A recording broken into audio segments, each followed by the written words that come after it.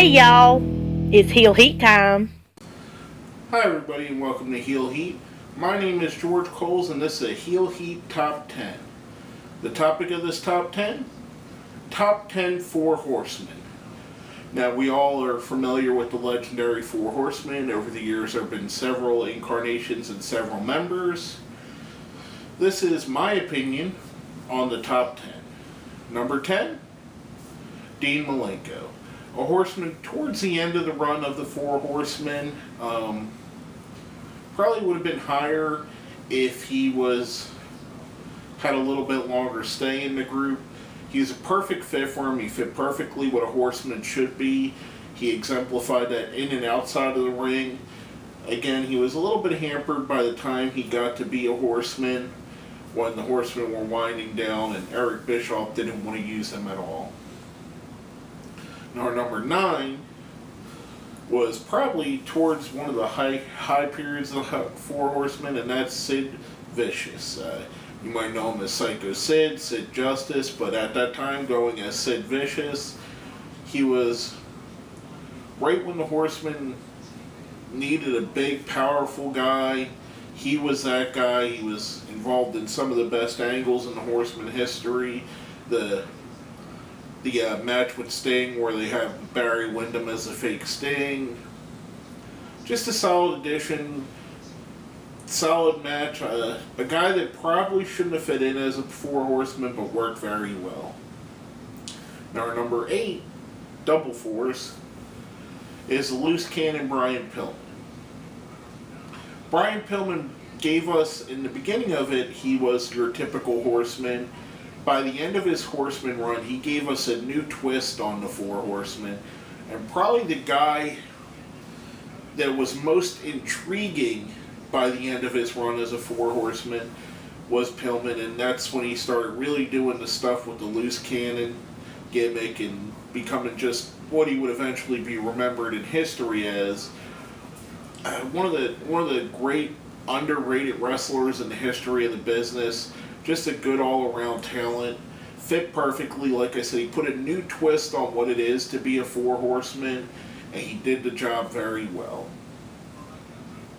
Number 7, the first of our originals, Ole Anderson. I understand, historically wise, Ole is so important to the history of the Four Horsemen. To me, when you look back at the old videos and you look at him, Tully, Arn, and Flair standing there, Ole looks out of place. Ole looks more like a wrestler from the 1970s than the other three do. And that's not a knock on Ole. Ole is a great wrestler. He's a great in-ring talent. He's one of the architects of the group. Just what it eventually evolved to, Ole Anderson didn't seem to fit in the overall scheme. Great wrestler, just in my opinion. Never really had the look of what would become known as the look of the Four Horsemen. Now our number 6 is actually the first replacement horseman, the guy that took Ole's spot, Lex Luger. A lot of people thought Lex got pushed a little too quickly. I thought Lex Luger was absolutely one of the hottest talents in wrestling at the time, and him being associated with the Horsemen skyrocketed his career and made him a main event talent right off the bat. I thought he had the look, I thought he had the in-ring capability, he fit in with the group so well, and it gave us our first, the Luger version of the group gave us our first, pretty much the template of what the Horsemen would be going forward. He had Luger, Arn, Tully Blanchard, and Ric Flair, and pretty much that style dichotomy is what would be used going forward. They always had a Luger type, they'd always have an Arn type, a Tully type, and a Ric Flair type. Most of the time, and actually all of the incarnations of the Horsemen had Arn and Flair in them. So, but Luger gave us our first substitute horseman. I thought fit perfectly in the role. It elevated his career. It elevated the Horseman that he was there. I thought he was a perfect match for the group. I think history's not as kind to Lex Luger. He probably, for reasons of it, from everything I hear, I don't personally know, it was a lack of him wanting to, a lack of interest in professional wrestling. Lex Luger could have been the biggest wrestler in the world, biggest talent in the world, but he, for whatever reason, didn't have the heart or desire to be that. Now, our number 5 guy is a guy that during his career, we would never question his heart or his desire. He's the most controversial wrestler ever. And he makes this list. I tend, when I do these lists and when I talk about this guy, to only think of his in-ring and what he did in the ring and in the confines of a wrestling organization.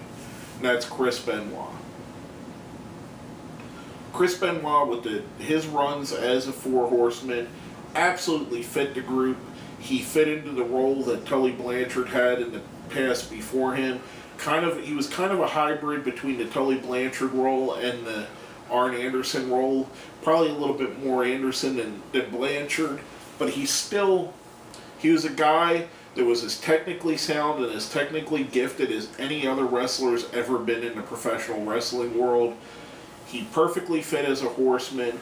He embodied what it meant to be a Four Horseman. The aggression, the ruthlessness, the mat style, the wrestling style. Chris Benoit was everything you would want in a Four Horseman. Unfortunately, the end of his life kind of puts a damper on everything he did professionally. Our number 4, woo! No, it's not him. It's Tully Blanchard. Another one of our second of the original 4, one of the mainstays of the early Horseman group. The only reason Tully doesn't move up a little bit further is because Tully probably should. There's one guy that was a replacement Horseman that I think was better than Tully as a Horseman. And that's the only reason he didn't move up into the top 3. Tully, technically sound, as gifted as anybody else, just like all the benchmarks of the Four Horsemen. You work great in the ring, you're technically gifted, you're willing to cheat, you're willing to look like a pussy.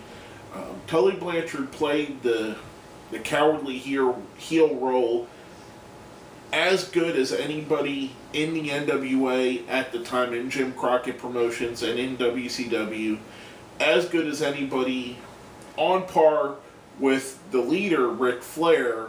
Tully Blanchard was just as good playing that role as Rick was.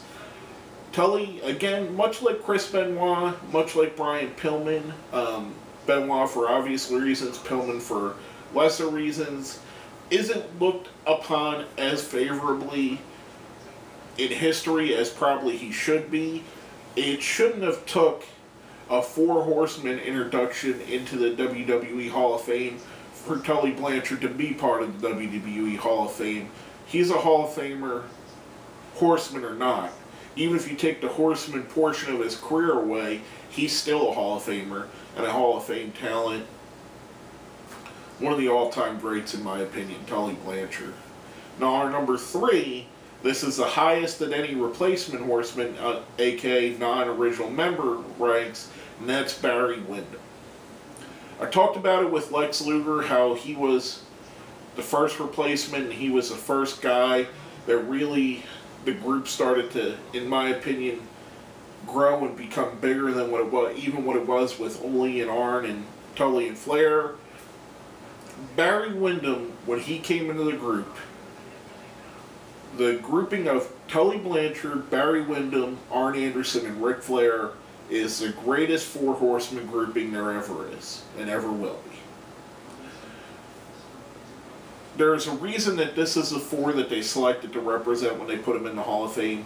This is the group you remember. This is the group that held all the belts. This is a group that was at its prime, that did the best, had the best run in Jim Crockett Promotions of all the Horseman groups. Barry Windham, just another amazing talent, an amazing wrestler, added so much to the group, added so much gave them a size, gave them a technical ability, gave them everything they needed. The way the group was set up, the way they used the Horsemen, you had to get through all the Horsemen to get to Flair. He was a perfect guy to put as that last hurdle to get past him and get to Ric Flair. His feuds with Dusty Rhodes and the likes of Dusty are legendary. His feuds with Luger as part of the Horsemen was legendary. I mean, Barry Windham is as good as you're going to get for a Four Horsemen. Which brings us into our number 2 guy. Number 2 for a reason, and he's always been the second in command. That's Double A. He's double tough. The Enforcer, Arn Anderson. Arn Anderson is the epitome of everything it is to hold up these 4 numbers, to hold up those 4 fingers. He invented the name. He ran with it from the beginning to the end. He was the guy that held it together. He's the guy that did the dirty work. He was the mechanic in the ring. No one in ring has ever been as good, or no one in the ring has ever been better than Arn Anderson. And to paraphrase from what he said, you knew when, at his retirement speech, you knew when Arn Anderson and the Four Horsemen were coming to town, you were going to get your money's worth. And you damn sure did. Arn Anderson, one of the most talented wrestlers there's ever been in the history of wrestling, one of the greats of all time, one of the all-time best horsemen, just a guy. Again, a lot of these guys don't get their due individually as much as they should. Arn Anderson, just an amazing wrestler. It was a sad day. I teared up when he retired, and I was pissed off when they mocked his retirement. And when he brought the Four Horsemen back, and Ric Flair came back for the first time in over a year to WCW at their very last run, I was so happy and so overjoyed. One of the last great moments of WCW was the reformation of the Four Horsemen. Unfortunately, the booking committee there was total shitheads and didn't know what to do with them. But I digress. One of the great all-time Four Horsemen, one of the great all-time wrestlers, Arn Anderson. Now, before we get to our number 1, if you've seen our top 10s before, you know that we have a thing we call the best of the rest. Where basically we give you the guys that just barely missed the list. On this one, we're going to be a little bit different. The best of the rest is actually all of the rest. Now, barring J.J. Dillon and Woman and Miss Elizabeth and, all the other side people that have managed the Four Horsemen, we're just talking about the guys that wrestled as Four Horsemen. Now, the rest of them, as follows, are Sting, who was a Four Horseman during one of their face runs. He fit okay. The Horsemen as a face team, especially at that time, didn't really fit, but he did his role well. Next is Paul Roma, a guy that's universally panned as the worst Four Horseman ever. I hate to agree, but I do.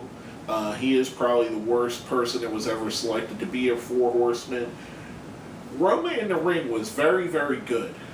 The problem with Roma being a Four Horseman is he had the stink of being a WWE jobber for the majority of his career, and now all of a sudden this guy's a Four Horseman. It'd be like putting a Brooklyn Brawler in a Four Horseman. It never should have happened. Next up, Steve Mongo McMichael. Honestly, not a bad Four Horseman. He fit the group well. He knew his role. He did what he was supposed to do. He was the muscle of the Four Horsemen, much like Sid Vicious and Barry Windham before him. He was a guy that was there and actually was surprisingly good at what he did as a Four Horsemen member.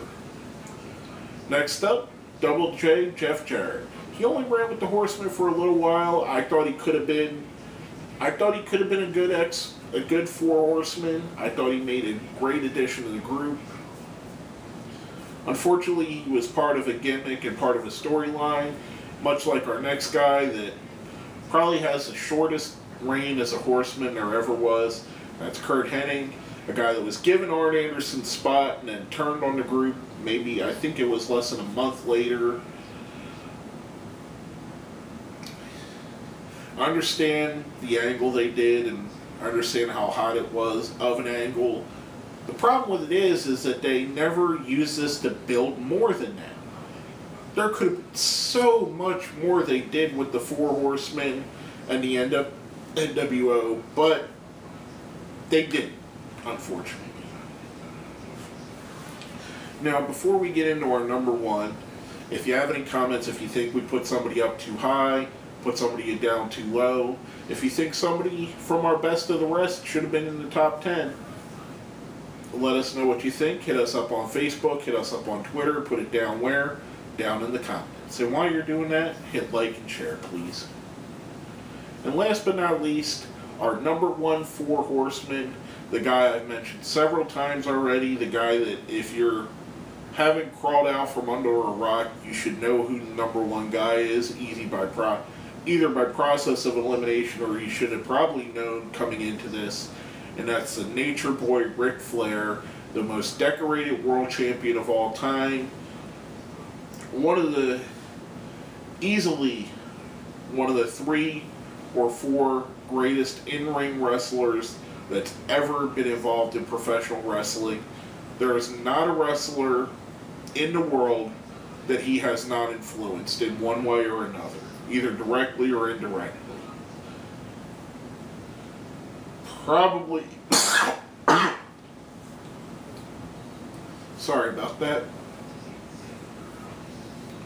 Easily the greatest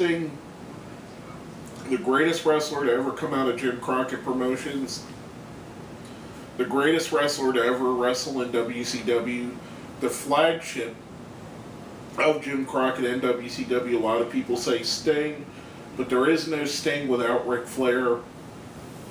The guy that made more careers than anybody else in wrestling. The guy that was so great, so influential, that when he came to the WWE, Triple H says the only person that doesn't know that Ric Flair is Ric Flair, the only person that doesn't know that he's Ric Flair is Ric Flair, basically. I'm butchering it pretty badly, but Ric Flair, probably the greatest wrestler of all time, easily the face of the Horsemen. Him and Arn Anderson are the 2 guys you remember the most. He's the guy that always held the big gold belt. He's the guy that epitomized the jet riding, jet flying, limousine riding, kiss stealing, wheeling dealing son of a gun, the $5,000 suits, the $3,000 shoes, the $10,000 wristwatch, the $500 glasses. Everything about Ric Flair exhumed excellence, and everything about the Four Horsemen was all about being the best of the best and being the greats of their time. Ric Flair, the greatest of all time, easily fits the role of the greatest horseman of all time. But basically, that's all I have to say about that. This has been another Heel Heat Top 10.